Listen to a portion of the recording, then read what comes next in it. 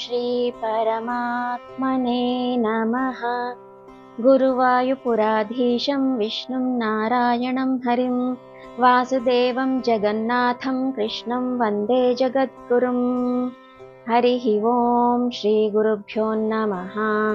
हरिः ओं। శ్రీమన్నారాయణీయము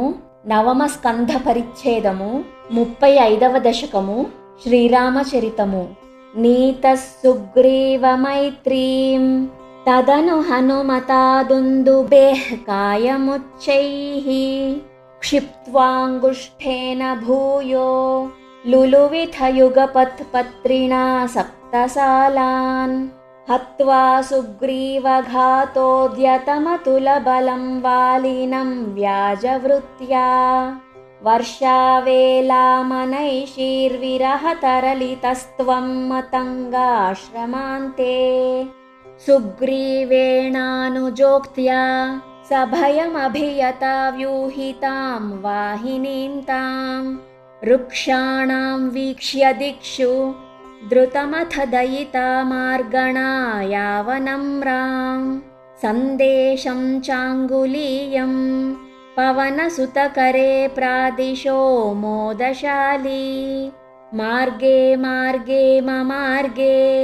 कपिभिरपि तदा त्वत्प्रिया सप्रयासैः त्वद्वार्ता कर्णनोद्यद्गरुदुरुजवसम्पाति सम्पाति वाक्यप्रोत्तीर्णार्णोधिरन्तर्नगरि जनकजां वीक्ष्य दत्वाङ्गुलीयं प्रक्षुद्योद्यानमक्षक्षपणचणरणः सोढबन्धो दशास्यं दृष्ट्वा प्लुष्ट्वा च लङ्काम्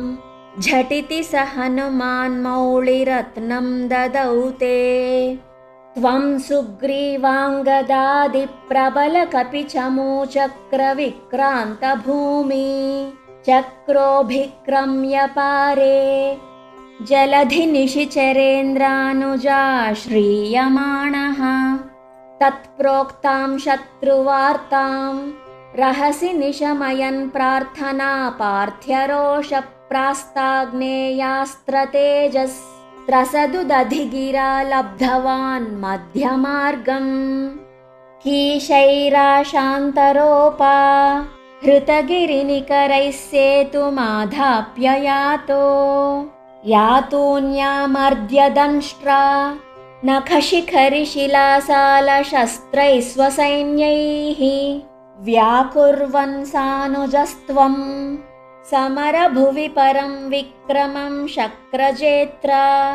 वेगान्नागास्त्रबद्धः पतगपतिगरुन्मारुतैर्मोचितो भूः सौमित्रिस्त्वत्र शक्ति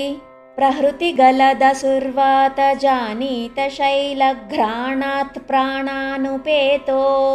व्यकृणुत कुसृतिश्लाघिनं मेघनादम् मायाक्षोभेषु वैभीषण वचनहृतस्तम्भनः कुम्भकर्णं सम्प्राप्तं कम्पितोर्वीतलमखिलचमू भक्षिणं व्यक्षिणोस्त्वं गृह्णन् जम्भारि सम्प्रेषितरथकवचौ रावणेनाभियुध्यन् ब्रह्मास्त्रेणास्य भिन्दन् गलततिमबलाम् अग्निशुद्धां प्रगृह्णन् देवश्रेणीवरोज्जीवित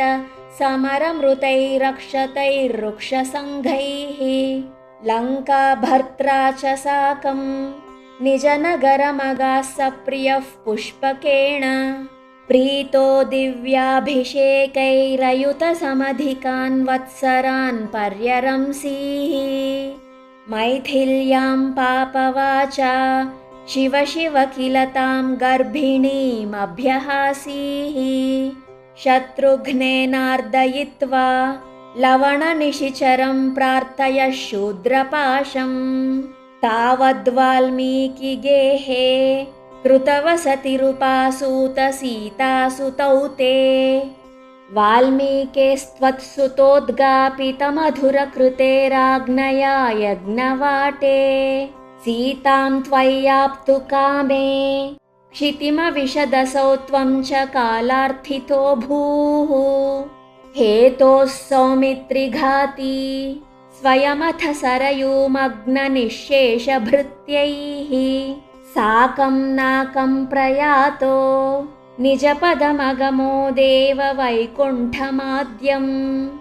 सोऽयं मर्त्यावतारस्तव खलु नियतं मर्त्यशिक्षार्थमेवम् विश्लेषार्तिर्निरागस्त्य जनमपि भवेत् कामधर्मातिसक्त्या नो चेत् स्वात्मानुभूतेः क्वनु तव मनसो विक्रिया चक्रपाणे सत्वं सत्वैकमूर्ते पवनपुरपते व्याधुनो व्याधितापान् जानकीकान्तस्मरणं जय जय राम राम रामचन्द्राय जनकराजजामनोहराय मामकाभीष्टदाय महितमङ्गलम् रामचन्द्राय जनकराजजामनोहराय मामकाभीष्टदाय महितमङ्गलम् श्रीहरये नमः।